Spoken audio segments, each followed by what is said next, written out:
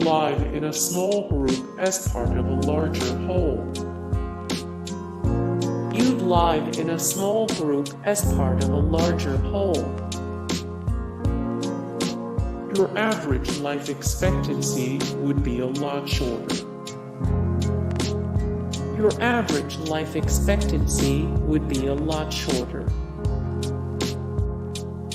You cooked your own food. You cooked your own food. You wouldn't stick around one place for very long.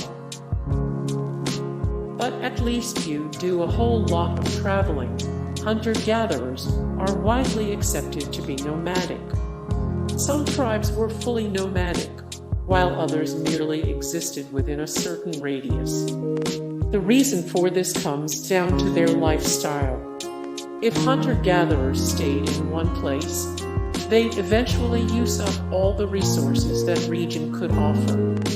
By moving from location to location, they ensured there would always be new game to hunt and food to gather. It has been estimated that they needed 7,500 square miles of land for their lifestyle to be sustainable. As humans began to grow their own food and were responsible to tending crops and fields year-round, a nomadic lifestyle was replaced with societies that inhabited fixed locations. You'd enjoy social equality as a woman. You might be spared from constantly raging against the patriarchy. Typically, men hunted game and fish while women gathered food such as fruits, vegetables, and nuts. While meat was certainly important, the gathering from the women typically brought in more food. After all, hunting can be very tough and rather hit or miss, while plants tend not to run away. Thus, overall the workload was actually pretty even, and women weren't relegated to simply cooking whatever the men brought back from their hunting trips. Researchers think that the fact that women brought in more calories overall than men may well have meant their contributions were more respected, too. You'd typically be more peaceful. Maybe peace on Earth would be possible if all societies were hunter-gatherers. While there is some debate on the subject, research done in the last few decades has more or less found that hunter-gatherers were less likely to fight than their food-producing counterparts.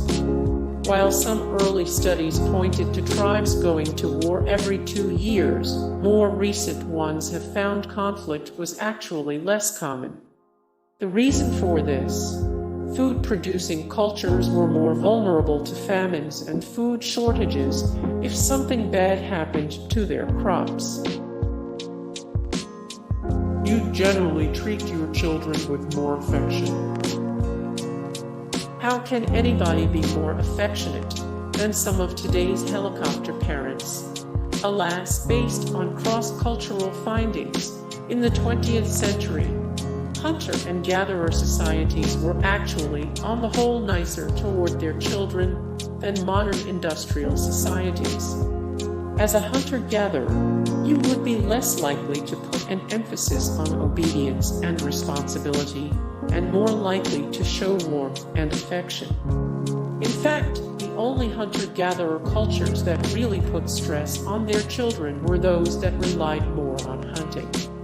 Due to the often unpredictable nature of hunting as opposed to gathering, there was more stress placed on male children, who had the burden of providing for the entire tribe. Hey guys, thank you so much for the support and likes and comments down below, and also thank you so much for watching, and I look forward to see you in the next video then. Take care. Bye.